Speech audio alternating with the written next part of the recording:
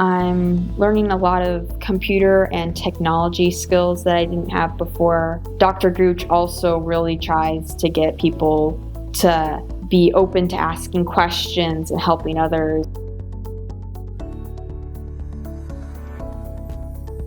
The field of computer science is important because every single thing we use as humans today, as Americans today, is first designed on a computer.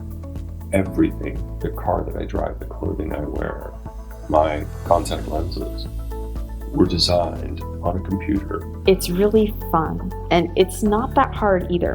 Dr. Gooch is a really great teacher, and he shows you how to do everything. I got my laptop 3 days before the classes start. I'm not that great on computer, but I can do this class. The world we live in is computer code. If you can learn to work inside that world, well, that world's your oyster.